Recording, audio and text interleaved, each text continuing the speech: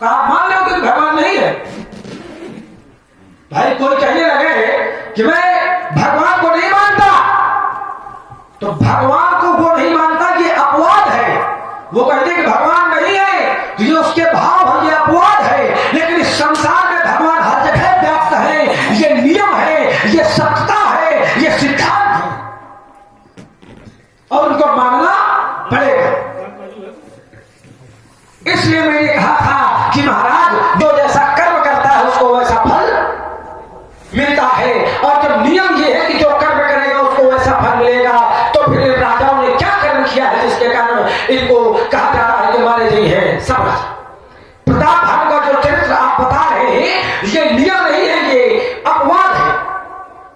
राजा प्रताप भानु का जो चरित्र है ये नियम नहीं है, ये अपवाद है। अपवाद है और तभी प्रश्न चिन्ह लग गया।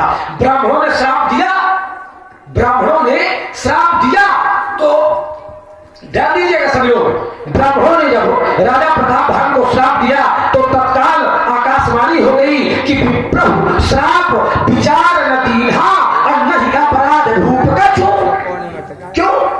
क्योंकि ये अपवाद है, अपवाद है, और अपवाद कभी समाज में मान्य नहीं होती।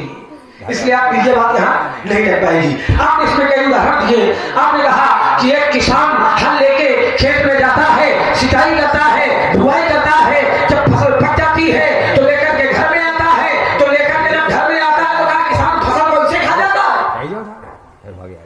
कहा भाई गेहूं काट के लाते हैं तो गेहूं को इसे चबा जाते हैं का?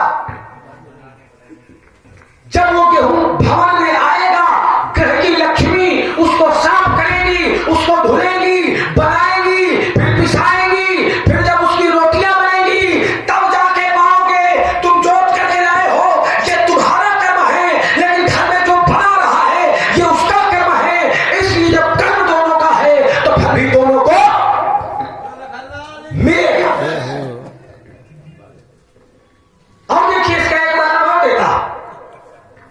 राजा, गुरु और पत्नी, ये तीन संबंध ऐसे होते हैं कि राजा पुण्य करे या पाप करे तो राजा का छठा भाग, चाहे वो पुण्य का हो चाहे वो पाप का हो, प्रजा को भोगना पड़ेगा। गुरु पुण्य करे या पाप करे उसका छठा भाग शिष्य को भोगना पड़ेगा, और शिष्य का छठा भाग गुरु को। जैसे माताएं जब किसी को प्रणाम करती हैं तो आचार्य आशीर्वाद देते हैं कि सदा सौभाग्यवती रहो। तो सदा सौभाग्यवती में किसकी उम्र लंबी होनी है? पत्नी की कि पति की? अब आशीर्वाद किसको दिया जा रहा है? पत्नी को। तो ये तीन संबंध ऐसे होते हैं जिनको आप नियम में नहीं लगाएंगे। यहां जो मैं कह रहा हूं तो मेरी बात ये है कि धनुष एक में दौड़ है तो ये समझते क्यों मारे जाएंगे। तो यहां ये पति पत्नी और ये अपवाद नहीं लगेगी, यहां दूसरा उत्तर आप करेंगी। चलिए अंतिम बात वो भी थोड़े में। आपने कहा कि राजकुमार एक संत ऐसा है जिसके सामने स्वयं भगवान विष्णु खड़े हैं, फिर भी वो अशुभ कर्मों का फल भोग रहा है।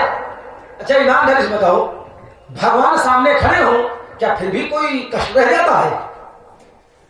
अगर आपके सामने भगवान खड़े हो क्या फिर भी कोई कष्ट रहता है? अरे आचार्य तो कहते हैं कि जन्म जन्म मुनि यतन कराही, आचार्य नहीं एक तुच्छ वानर कहता है कि जन्म जन्म मुनि यतन कराही, पर अंत राम कहियावत सोम लोचन गोचर आगे, तो राखव नाथ देह के खागे।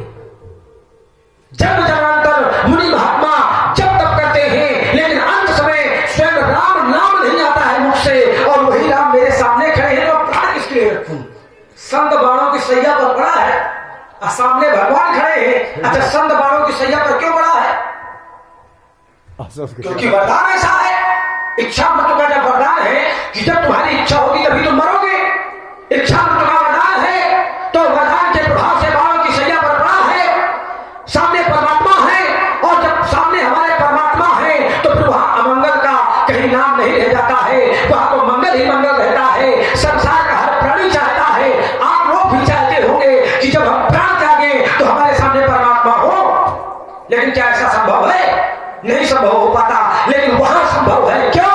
क्योंकि उसके कर्म अच्छे हैं, वो एक महात्मा है, और जब परमात्मा सामने है तो बाणों की सैया पर देखा है। जैसे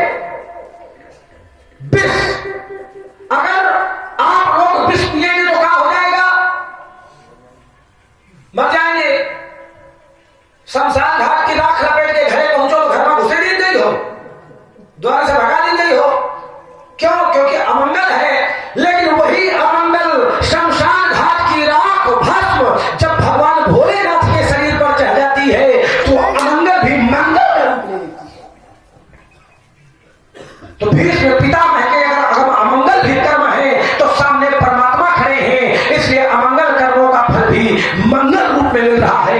ये होता है, यही मैंने कहा था कि मिथिला में जब राम जी उपस्थित हैं तो राम जी जहां उपस्थित हो वहां अमंगल नहीं, वहां तो मंगल ही मंगल होता है। देखो तुमको हमारी बातों में कितनी ताकत लगानी पड़ी, इससे लोगों ने मान लगा लिया। स्वभाव हमारा ताकत नहीं है, नहीं ताकत लगी भाई, ताकत लगाएंगे तो अब तुमको रोटी तक जाना पड़ेगा। देखो पति यदि कर्म करता है तो उसका परिणाम पत्नी को भोगना पड़ेगा। धनुष भैया कौन में टका दे उधर, क्योंकि पत्नी जो होती है राजकुमार वो पति के अधीन है, वो कुर्सी में धर दे उधर। यदि घर का मुखिया अन्न नहीं पैदा करेगा तो ये नियम है ना कि उसका भोग तो बच्चे हो गए। जिस घर का मुखिया बिगड़ जाएगा उसका परिवार पर्याप्त मिल जाएगा। जिस देश का राजा बिगड़ जाएगा वहां की प्रजा को बिगड़ने में चिंतन ये करिए, वो बाणों की आखिर सैया पर लेकर क्यों है? सबसे बड़ी बात ये है ना, अरे वो संत है, साधु है, बंदार है, तो अभी वो है ही कहाँ है? अरे अभी ना वो है, ये बात बनता है को क्या कमजोर होता, क्योंकि ये है नाना पुराण निगमा। अच्छा तो इसमें है क्या वो? तो हाँ जो हो चुका इसमें है क्या वो? बिल्कुल नाना पुराण लगा है, पुराण मतलब 18 पुराण 6 सात है, और ये तुम्हें मालूम है गंगे पुराण, भागवत पुराण, ये सारे पुराण इसमें है। ये कमजोर बच्चे बोला करते हैं जिनके अंदर कमजोरी होती है, वो ऐसा हुआ नहीं है। एक ने कहा कि हे ठाकुर हे बच्चों से ही नहीं हुआ, यहाँ से कह रहा था, तो हमने कहा दूसरा मूर्ख कोई यही नहीं है, इसका मतलब तुमने राम कथा सुनी नहीं है। भोलेनाथ जब राम कथा सुन चुके थे तो हृदय विचार प्रजात हर कहीं भी दर्शन हो तो गुप्त रूप प्रबोधन गए जहां सबको। भोलेनाथ ने उस चरित्र को देखा है, और जो भोलेनाथ चरित्र को देख लेते हैं उस चरित्र को भोलेनाथ गाते हैं, और जो भोलेनाथ गाते हैं वही हवा पड़ते हैं। इसका नाम है रामसिंह मानस। ये कमजोर बच्चों की कन्या होती है, इसलिए मैंने तुमको उदाहरण दिया था। आखिर वो मानव की संज्ञा पर लेकर क्यों प्रश्न खड़ा था? मैं पुत्र में नहीं कर रहा, ये तर्क है मेरा, और मैंने इसलिए कहा था कि उसके शरीर में अंग अंग में कांटे चुभे हुए हैं। ऐसा क्यों? इसका मतलब उसने कुछ किया होगा, मैं बताता हूं, फिर भी उसमें बात वही रहेगी। उसने अपने द्वार से एक सर्प को छेदा था और उस बाण से सर्प को भेजा और कांटों में फेंका। जिसके अन्य अंग में कांटे चुभे थे उसे सांप ने साथ दिया था कि जैसे मेरे शरीर में अंग अंग में कांटे चुभे हैं और मैं भूखा प्यासा तड़प रहा हूं, जल पानी के लिए तड़प रहा हूं, ऐसे भी तुम्हें भी तड़पना पड़ेगा। भगवान सामने खड़ा था, भगवान ने पूछा, भगवान से कहा क्यों ठीक हो? उसने कहा मैं बाणों की सैया पर क्यों लेटा हूं? तो भगवान ने कहा तुमने कुछ ऐसे कर्म किए होंगे जिसका तुम भोग रहे हो, जिसका तुम भोग रहे हो। उसने कहा मुझे 100 जन्म याद है, मैंने कोई पाप नहीं किया। समझो जरा, किसने कहा? उसी महात्मा ने, मुझे 100 जन्म याद है, मैंने कोई पाप नहीं किया। तो भगवान ने कहा जब तुमको 100 जन्म याद है तो 3 जन्म पाछे उतरे जाओ। 103 जन्म पहले तुमने एक सर्प को रथ में दूसरा थे, तुम्हारे रथ के सामने घोड़ों के सामने एक सांप आ गया था, तुमने अपने बाण से उसको फेंका था, सांप को तुमने फेंका था, जिसके अंदर में कांटे चुभे थे। ये 103 जन्म पहले तुमने किया था, उसी का परिणाम आज तुम भोग रहे हो। सोचो, तुम्हें कोई कथा सुना रहा हूं, तुम्हें कोई कविता थोड़ी सुना रहा हूं। कथा ही में काम चलिए, मैं पुराणों की बात कर रहा हूं, मैं उस पुस्तक